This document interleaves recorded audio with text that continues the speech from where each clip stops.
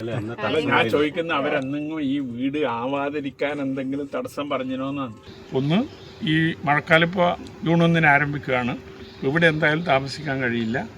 അപ്പോൾ അവർ നേരത്തെ വാടക വീട്ടിലേക്ക് പോകാൻ സന്നദ്ധമായിരുന്നില്ല. ഞാനെന്തായാലും ഇവിടുന്ന് മാറില്ല എന്ന നിലപാടാണ് അമ്മ സ്വീകരിച്ചത്. ഇപ്പോൾ അവരെ പറഞ്ഞ് ബോധ്യപ്പെടുത്തി തൽക്കാലം വാടക വീട്ടിലേക്ക് മാറാൻ അവർ സമ്മതിച്ചിട്ടുണ്ട്.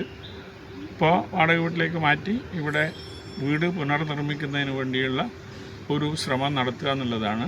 അതിനൊരു ജനകീയ കമ്മിറ്റി കൗൺസിലർ മുൻകൈ എടുത്തുകൊണ്ടൊരു യോഗം വിളിച്ചു ചേർത്ത് അതിലെ വീട് നിർമ്മാണത്തിന് വേണ്ടിയുള്ളൊരു ജനകീയ കമ്മിറ്റി ഉണ്ടാക്കി അതിൻ്റെ പ്രവർത്തനവുമായി മുന്നോട്ട് പോകാനാണ് ഇപ്പോൾ ഞങ്ങളിവിടെ വന്നതിന് ശേഷം ഒരാലോചന നടത്തിയിട്ടുള്ളത്. അതിൽ സർക്കാരിൽ നിന്ന് എന്തെങ്കിലും ഒരു അവസ്ഥയുണ്ടെങ്കിൽ അത് നമുക്ക് വാങ്ങിയെടുക്കാൻ, അതാണ് അതുമായി ബന്ധപ്പെട്ടുകൊണ്ട് ഇപ്പോൾ സൂചിപ്പിക്കാനുള്ളത്.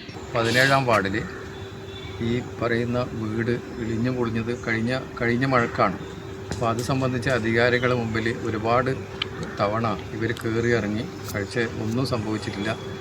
അങ്ങനെ ഇപ്പോൾ നാട്ടുകാർ എല്ലാം സംഘടിച്ചിട്ട് ഇപ്പോൾ ഇവിടുത്തെ പ്രദേശവാസികളൊക്കെ കണ്ടിച്ചിട്ട് ഇപ്പോൾ നിയുക്ത MLA കുഞ്ഞേഷനുമായിട്ട് ബന്ധപ്പെട്ട് ഇതൊക്കെ എന്ത് ചെയ്യാൻ പറ്റും, അത് പുനർനിർമ്മിക്കാനുള്ള ഒരു സാഹചര്യം ഉണ്ടാക്കാൻ വേണ്ടിയിട്ടാണ് ഇവിടെ ബഹുമാനപ്പെട്ട നമ്മുടെ നിയുക്ത MLA കുഞ്ഞേഷനുടെ ഇവിടെ എത്തിച്ചേർന്നത്.